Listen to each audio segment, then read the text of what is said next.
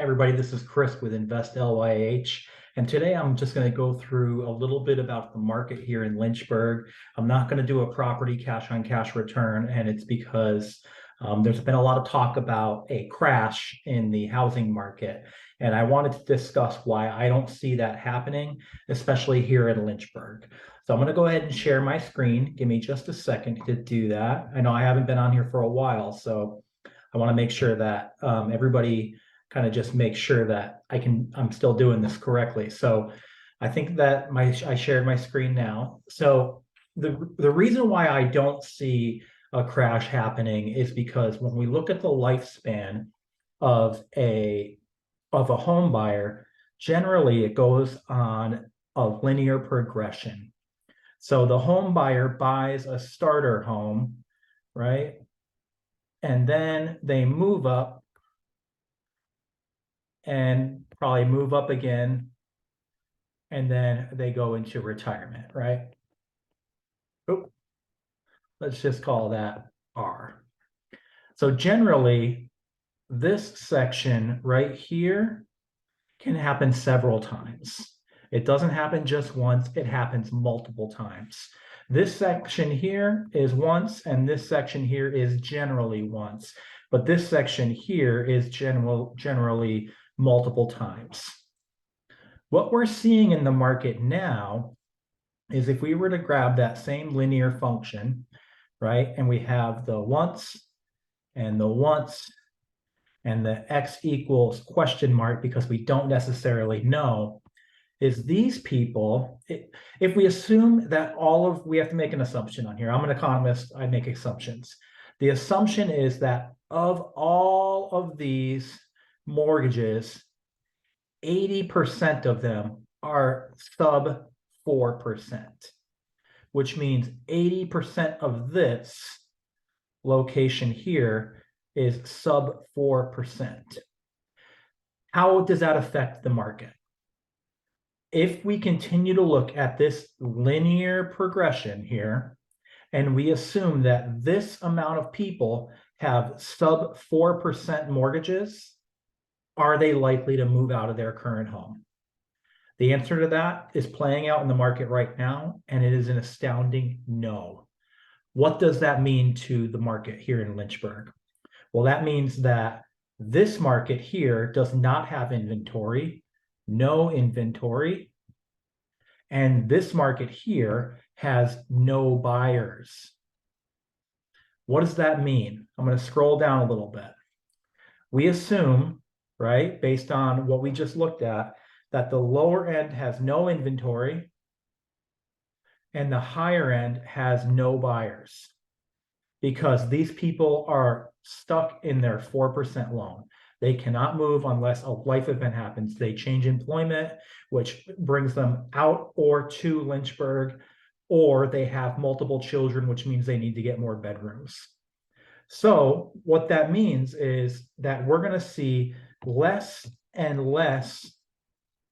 Okay, first we're going to see price drops here. Oop, not price drops, price drops.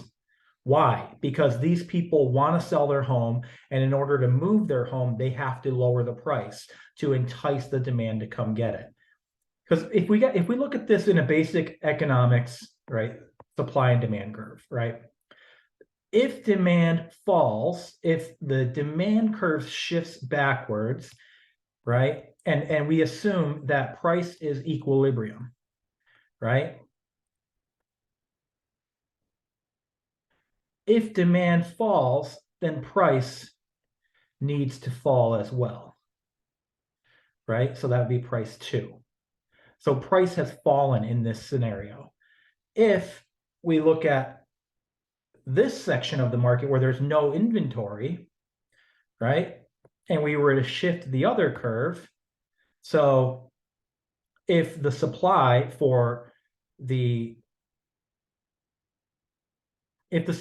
shifts, what happens is it puts upward pressure on the price. So if supply were to shift backwards, right, and you can see here, like price 1 would be here, But if supply were to drop, which means that we were shift the supply curve backwards, right? This is basic economics. What's going to happen is it puts upward pressure on the price. So you can see that in the higher end market, prices are falling, and in the lower end market, prices are increasing, which means on this linear projection that we have here, these lower end prices are either increasing or stabilizing. And on this end, the higher end prices are decreasing. So I say all this because this is the scenario that I see the Lynchburg market in right now. How does it look when we look at the listings? Because listings will show this. What we need to determine based on this economic lesson right here of prices and inventory and demand is that we're going to see higher amounts of high end. We're going to see more. So basically what we're going to see on the market, right? We have no middle. We're going to see more listings on the large end because there's no buyers there. So there's not as many solds, right? Generally what happens is if you put list 10, there's going to be 5 that are sold. Then you list 10 again, 5 will be sold, things like that, right? And it will just kind of cascades that way. The next week it might be 8, it might be 9. It just cascades that way where it equalizes the price based on the supply and demand of that market. Down here, we're going to see less listings because we have no supply, but we have a bunch of buyers who want to buy. So it's going to increase prices. So what I did is I just took a basic screenshot of the median in Lynchburg. So the median is about 230. So what we see here is that there are 74 listings that are above 230 here in Lynchburg, Virginia. That's high listings, right? That's what we thought was happening. That's what is happening. The lower end, we can see below 230, it's only 31 listings. So what's happening is the lower end, if I were to come over here, the lower end market is compressing based on supply shifting this way. We have no supply, which is putting upward pressure on the price because in conjunction with that, the demand curve is shifting outward because we're getting more demand. So we're kind of doubling the effect of the original price, right? So this is the quantity that we need. Essentially, this is the quantity that, so I'm sorry, if we're shifting, I don't have my right colors here. If we're shifting the supply curve to the left and the demand curve is shifting to the right, we're increasing pricing from here to here, and the quantity demanded is drying up too. Why? Because as the demand increases and the supply decreases, it is pushing people out of the market. So the people who could buy here are being pushed out of the market because the prices are not here, but the prices are up here. Does that make sense?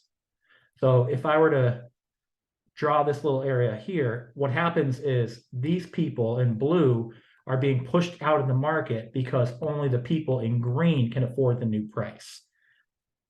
That's what's happening on the low end. And it's for the first time buyers, the inventory is just not there for them to go out there and make a purchase decision. They're just not able to do it. Couple that with the interest rates, it's just a mess. On the high end, what's happening is because when we looked at the linear market and the middle was gone because of their 4% interest rates, they're not being the buyers on the high end. So in this case, the demand, right, has just fallen off a cliff. So what's happening is it's putting downward pressure on those prices. I know I'm kind of going over it multiple times, but I do a lot of drawing on this just so that everybody can understand what's going on in the market.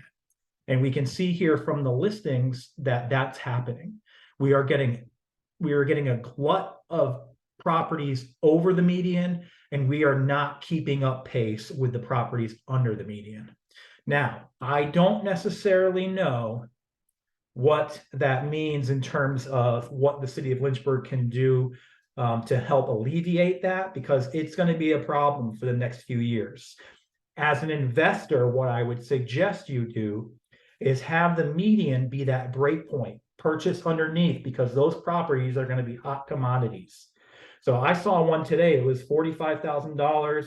It's been on the market for quite a while. In fact, of the bottom 10 homes in terms of days on market for the low end, so 230 or below, the price range goes from 45,000 to 229,000. If you can get one for 45,000, throw probably 20, 30,000 into it, you could probably flip that thing like that, just because the market underneath the median is insane. So I hope this video helped you guys.